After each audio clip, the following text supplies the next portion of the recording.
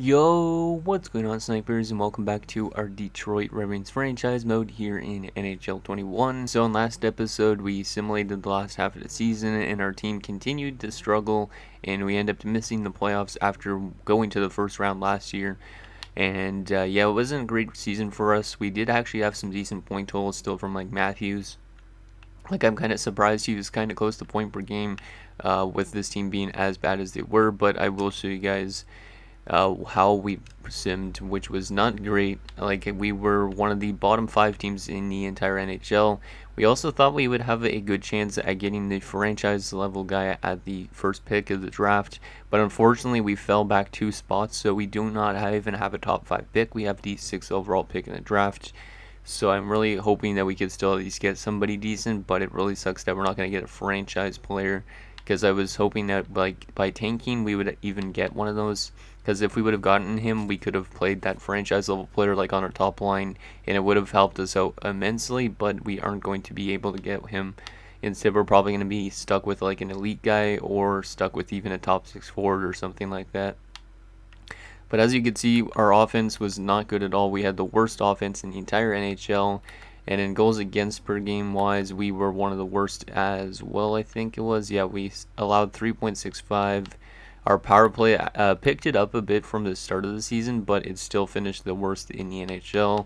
And then our penalty kill was also bottom 5. So we're just pretty much bad in everything. And yeah, we did score 8 shorthanded goals, which was one of the most in the league, but we were very terrible penalty kill wise. So I guess we were just maybe a little bit too offensively minded on the penalty kill. I don't know what the problem was really. But yeah, anyways, we're up here in the draft and all that stuff, trying to add more pieces to kind of get this team to being a championship team within the next few years, because we're running low on time. And obviously a lot of our older guys are starting to drop off, and yeah, it's not a pretty sight, because like Matthews is now 33 years old, which is crazy. Powell's already 31. Hobbs is 30. I think I'm gonna be probably letting go of Hobbs this offseason, because yeah, he's been losing morale, and we had to scratch him in the season because he was not simulating that well. Like, he was a minus 16 in 41 games, which is terrible. And then also we do have other older guys, like Savonen's now 38. He didn't actually retire again, so we're going to be bringing him back probably just for like some other depth scoring, but I hope he doesn't really want that much. He's probably going to be down to like 6 mil, so we should be able to get him. And then also like Dingman's now 32. Barker, who we had brought in, is 30 years old. We'll probably end up letting somebody like him go as well, and trying to get this team to being as good as possible for next season. Also, guys like Biggs and Stewart are now really old too. So, but our blue line is actually looking pretty good for the future. I might have to end up letting go of somebody like Stewart, because he's probably going to be asking for a lot of money. And obviously we want to still play Samson, Biggs, Hardekine, and Stapleton, Lilia, and then Damian Rodriguez is his name? No, Demetrius. I keep on thinking it's Damian, because I think there's a guy in my MLB series named Damian. But yeah, this guy would probably take over the roster spot for Jose Stewart. So I think we might end up having to let go of Jose Stewart, even if this is the last year of his NHL career. We might have to end up doing it, which kind of sucks. And then yeah, goaltending wise, our goalies are both 27 and 28, so everybody is getting pretty old on his team, and it really sucks. Like, I really hope that we could end up winning a Stanley Cup soon, because if not, we're going to suffer a lot of decline, and our team is not going to make the playoffs again for the last few seasons, which doesn't sound fun to me. But anyways, let's get into this draft.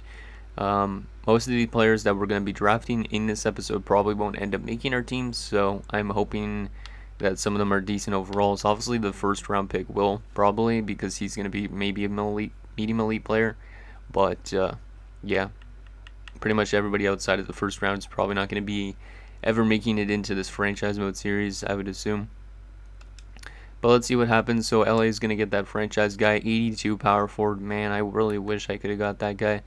Now, I could have tried to trade up, but I don't think it's realistic to try and trade up for the first overall picks. So, but man, I would have loved to have that guy. Like, imagine having this guy on the top line with like Matthews and Dingman. That would have been like something perfect, I think, for our top line to get. But unfortunately, he goes to Los Angeles, who moved all the way from like 11 to 1, I think it was. So it kind of pissed me off a little bit. Arizona at number 2 is going to take Stokes, who's a defensive defenseman. Interesting. Columbus is going to take Ness. who's a two-way forward. So yeah, a lot of these guys aren't as good as previous drafts, but still pretty good players. Greening goes to Minnesota. Now this is the one that is going to be interesting. There's a high top 4 supposed to go around this spot, so I'm hoping that Calgary takes it. Because if Calgary takes it, then I think we get a medium elite player. Which, if we don't get, or if they do go with the medium elite player, then we might be stuck with like a high top 4 or something that's not elite. So Calgary at number 5 is going to take the high top 4. I don't know why they would take a high top 4 defenseman, though, to be honest, at 5th overall. Because that leaves me this medium elite that I was looking at the end of last episode in Brett Reardon. So we're definitely going to take him. He's a playmaker, which is nice. Yeah, and he's going to be probably a pretty solid overall to start. Obviously, there's also like a top 6 in Gehring, but he's going to be probably like 3 years out. Or it says 1 year out, but I still would rather take Reardon. So I'm going to take Reardon. And that will help us out in terms of offense. 79 playmaker, not too bad. Decent shooting and whatnot. Really good passing already.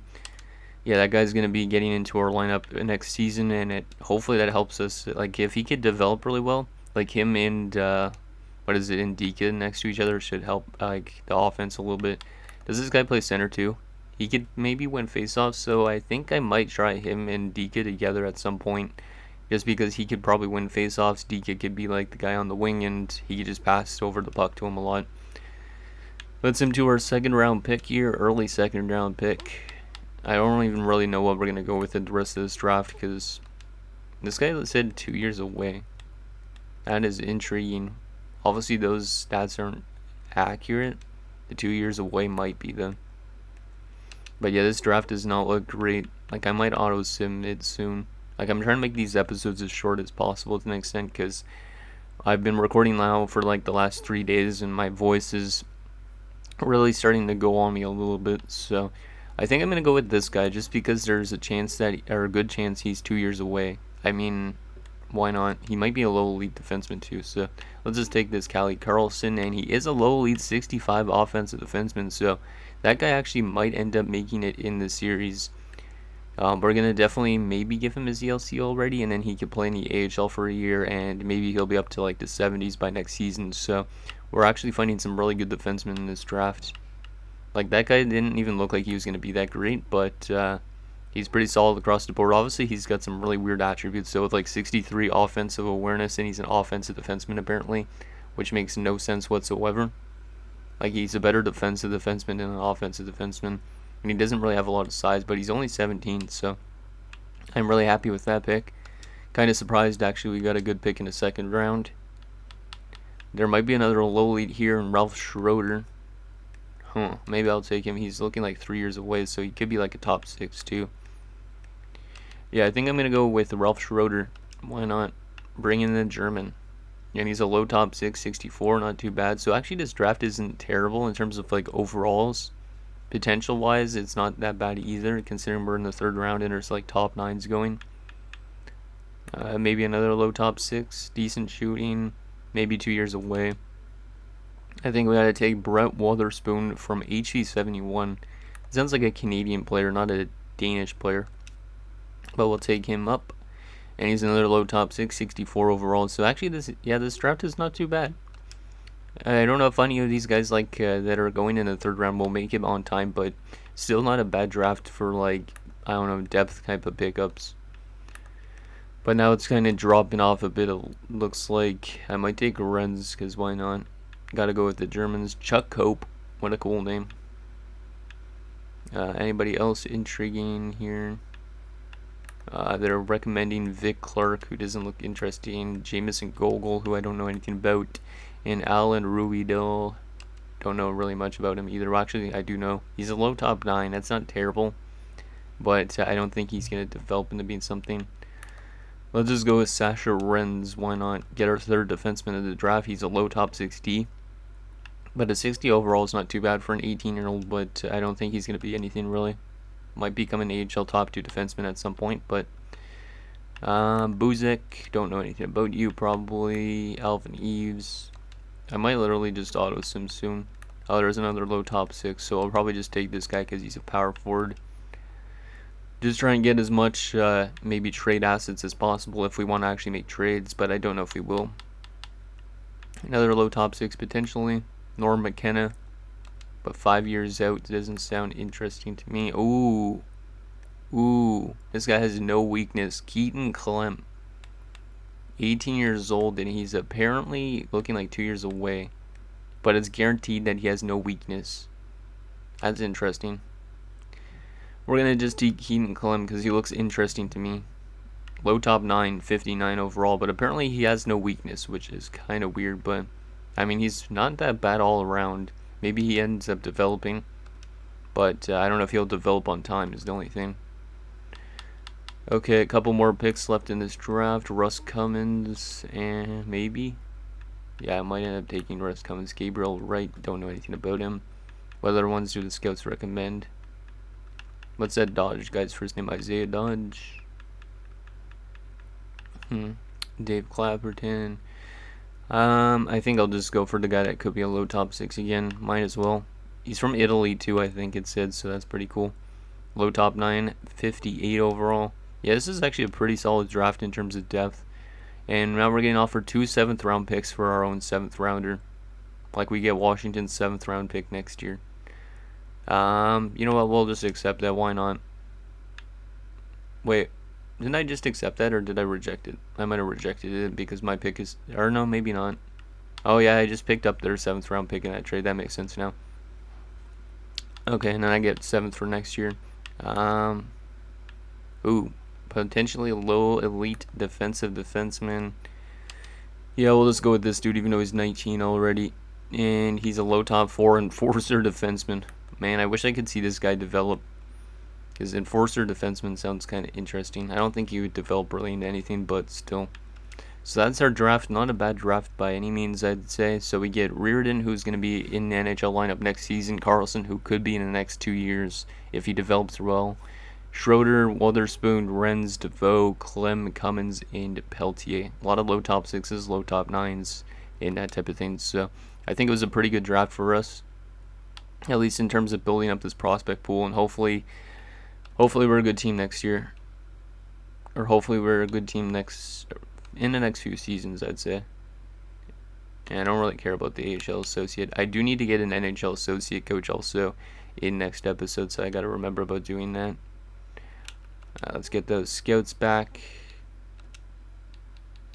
But yeah, we're kind of running low on scouts again, so I might have to do another scout run where I pick up more scouts. So I'll try and maybe do that as well at the end of our Resign stage, if I remember correctly. So let's go to these contracts that we got. We got $45 million in cap space. Let's go to the RFAs first. So Samson's going to get yeah, I even figured, because it seems like a lot of the young defensemen want tons of money. We'll just give him what he wants, because yeah, I could probably talk him down to like 10 mil maybe. Like, there's always that 85% rule, but I don't really have the computer space to do that right now, I don't think. But I think I could try and offer him like 10.5 maybe for 6 years and see if he accepts that, because I think that's not a bad offer. He's going to be a really good defenseman for us for a long time, even after technically we stop recording and whatnot and stop finishing the series. 2 years at 2.5 is respectable. I'll talk you down to 2.175 maybe. Sandlak is maybe going to be also in the lineup this season. I don't know. Maybe he'll be in the AHL.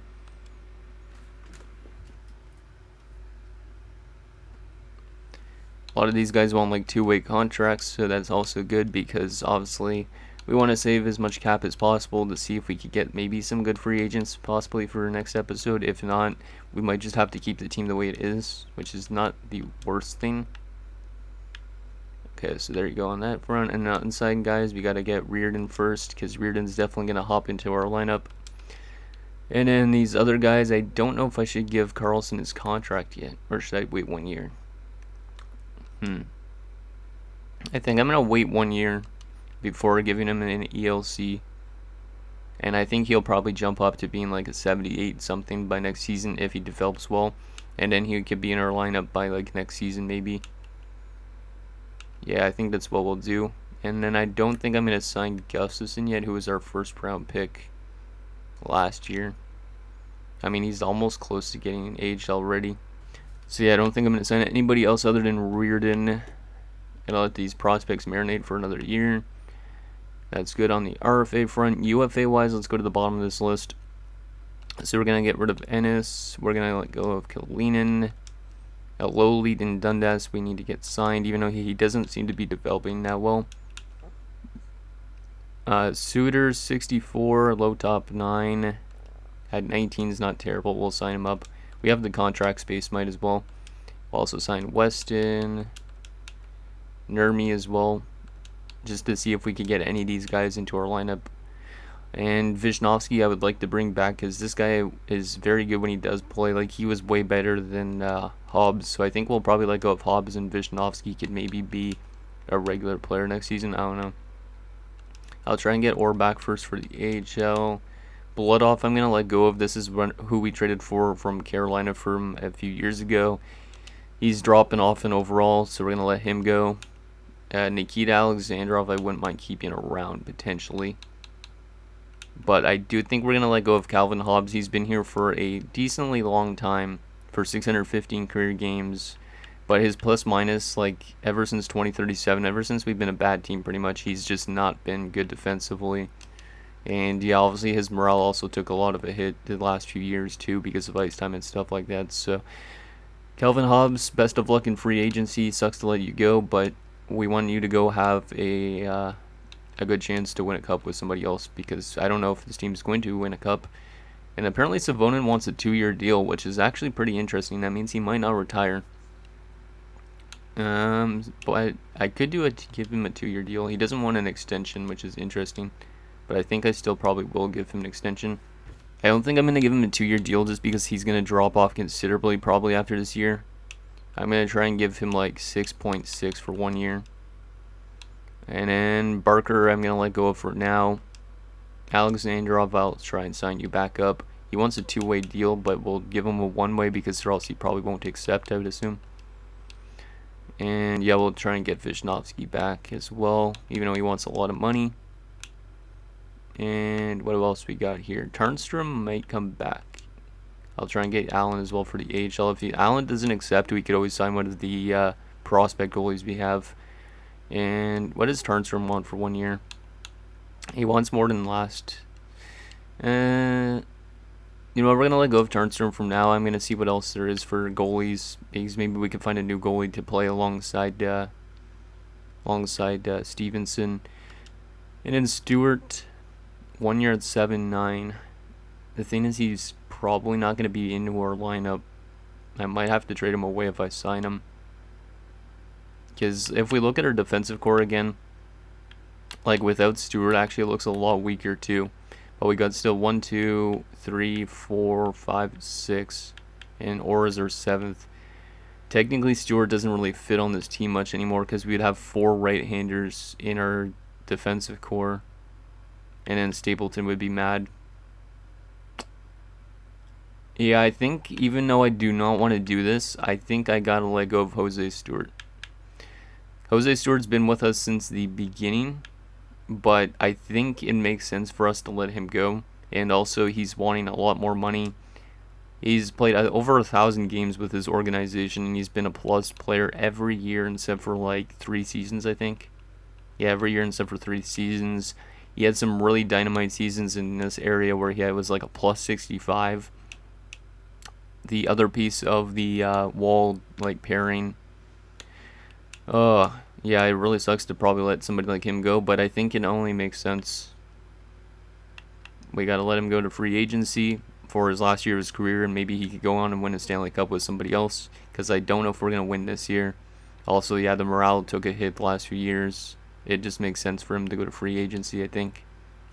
So, Jose Stewart, best of luck in free agency, man. I don't want to let you go, but I think it makes sense for our team, because with our younger blue line coming up, it just only makes sense. So, best of luck, man. Hopefully you sign with a good championship team. But, man, that really sucks to let him go. Because, like I said, essential piece of our team for quite a long time. But basically, Samson has taken over that defensive defenseman role as being the best defensive defenseman on the team. So, it only makes sense. You guys probably would agree with me as well. But It just really sucks to let somebody go that's been with the organization since pretty much close to the beginning, I would assume. So we do got 2 UFAs left to go. We actually got all the RFAs. Nice. And we only got Visnovsky and Orr left to get for UFAs. Let's try and get them still.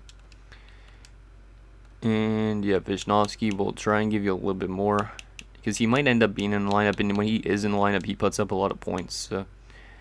So that would leave us still with 22 million in cap space. So it means we could still technically bring back Stewart, but I don't think it's needed.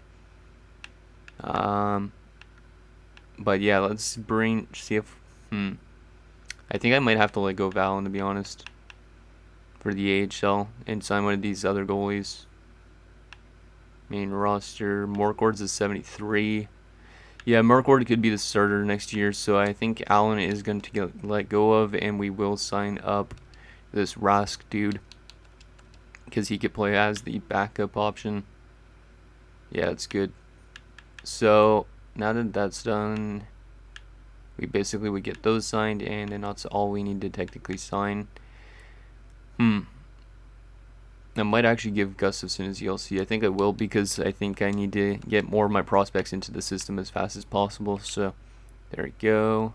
And Visnovsky and Orr rejected still. So I'll try and give him like a one-way deal, because he's actually going to be probably our depth defenseman this year with the let going of Stewart. So we'll give him 1 year at 1.2. He'll probably accept.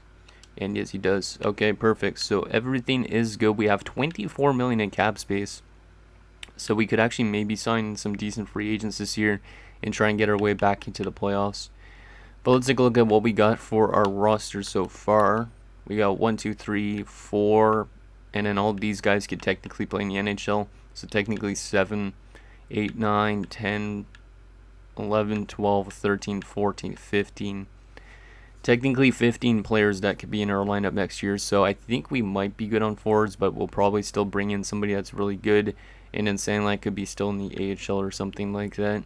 Defensively, we got 1, 2, 3, 4, 5, and 6, and then Orr is the 7th. I think we're good on defense, even though it's probably not championship caliber, and then we're picking up a new backup goalie, so we might end up picking up a good forward and a backup goalie, and that's pretty much all we're going to be picking up. But we do need to pick up some stuff, I think, just to make our team as good as possible. Okay, so let's take a look at what's available in free agency as well as coaching-wise. I will find an associate coach probably for us, and also take a look at signing some scouts already in this episode. I'm not going to sign players yet in this episode, but still going to take a look at what is available, what we could potentially grab. Wow, 209 and or 209. Backup goalie wise, so let's go to UFAs, sort by overall. Who do we want to have as our backup behind our goalie? Stevenson. Bourret. Wasn't Bourret with the Rangers? I think he was, right? Yeah, he was with the Rangers. But he still doesn't seem to keep the puck out in it as well. There's Caden Rizzi, who's a medium elite goalie, but 25 already. He's probably this. He's listed as a backup. 1 year, 1 mil. I might end up bringing in Rizzi, to be honest. Like, his career numbers aren't terrible. Playoff-wise, he's only played 1 game, but he was good in it. Yeah, I think Rizzi will probably bring our goalie pickup. And then if we want to pick up, like, a randomly good player, because we have the cap space, we could always bring in... I don't want to bring in Lundberg, even though he just won the Stanley Cup. He's way too expensive. Same with McCauley. But is there any good, like, decent, like, 24 or 25-year-old, 84 overall, 8.9? No, it's a bit too high for me, to be honest. Like, any, like, steel contracts. Damn, I just realized Ali DeKaiser jumped up to an 84 after we traded him away.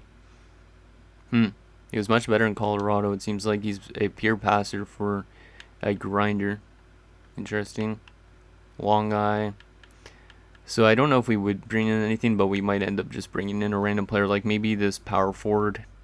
Ooh, Nicholas. Yeah, this guy looks pretty good. And for the price he's asking for, it's not terrible. I might be willing to bring this guy in, because why not? I don't really know if he fits our system that much. He's from Belgium, it looked like, so that's interesting as well. Yeah, I'll probably end up bringing in that guy maybe just to give us a little bit more of an offensive boost. Because obviously with guys like Savonin dropping off, we need somebody else. So that is that, and I think that is it for this episode, if I'm not mistaken. Who's up for renewal next off season out of curiosity? Matthews. Oh yeah, so we're going to definitely need a lot of cap space to get Matthews, Belanger, Powell, Biggs as well. So maybe we don't sign anybody in free agency. Or anybody like huge in free agency. Because, yeah, these 5 contracts, 6 contracts are going to be more expensive. Like, I'll at least tell some of these guys are RFAs and stuff like that. But, yeah, next offseason is going to be probably pretty expensive between at least Matthews and Biggs. And then Powell as well, I would assume. Matthews actually already wants an extension, which is kind of surprising. I'm going to wait, though, to see how he plays first. But yeah, I think that is it. So anyways, guys, that's going to do it for this episode of our Detroit Red Wings franchise mode. So in next episode, we will take it to free agency. We'll pick up a new associate coach. We'll pick up also some new scouts, if I remember about it. And yeah, hopefully this team has an okay season next year. But I don't know if we want to necessarily be a playoff team yet. But hopefully we do a little bit better with our younger prospects jumping into the lineup, like the one we just drafted. So let me know what you guys think down below, and I'll see you guys next time.